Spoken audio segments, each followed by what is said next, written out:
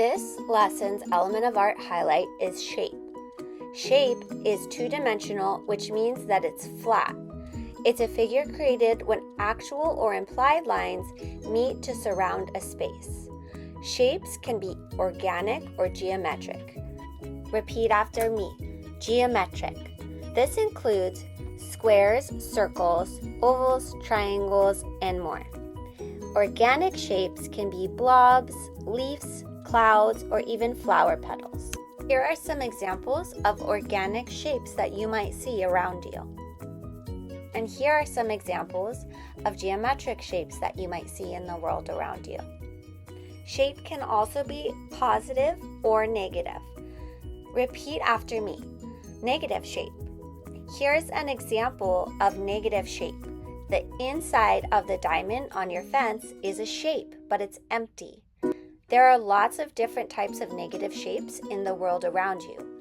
The next time that you're out on the playground or the blacktop, you can look for the types of shapes that you see. Are they positive, negative, organic, or geometric? Positive shape means that there's something solid there that you can see. Artists use shape in their work in a variety of ways. It can be simple or complex. They also can use repeating shapes to create a pattern, which is one of the principles of design. For this lesson, you're going to use basic shapes to draw a more complex image. For this class, you will do the sand fiddler crab. Looking at the crab, what type of basic shapes do you see? If you break it down into a simple shape, which ones are there? Maybe you see a square for the body, spider legs, and a triangle for the claws, with a few ovals to make up the arm. You'll notice that this crab has two very different sized arms, which is why I chose this crab for the assignment. Here's a video of them in action so you can see what they look like.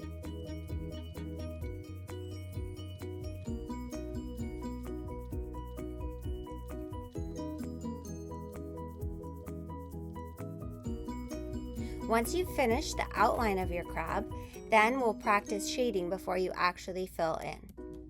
This is how you create the illusion that the crab is three-dimensional even though it's on a flat piece of paper. Since this may be new for you, we're going to practice, but remember, you also practiced during your portfolio lesson last time. You'll get a worksheet that has different pieces of ribbons that go above and under each other. If the ribbon goes underneath one, then you should have a shadow on it, so you'll use heavy pressure in those instances. Where you want the ribbon to appear like the light is catching it, you'll apply light pressure, just like you see in this image. There are three components to this. The first is your highlight, which is the brightest spot of your crab or your ribbon. Then you have your midtones, which is kind of in the even range, sounds just like it is.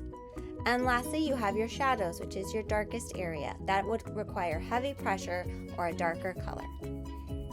For this lesson, your IA is going to give step-by-step instructions on how to draw a crab.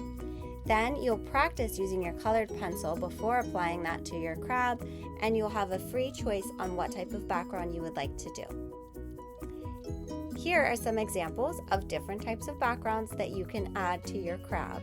If you want to make it surreal or look like it's an outer space crab, you can. If you would prefer a more realistic background, like at the beach or on top of some rocks, you can also do that.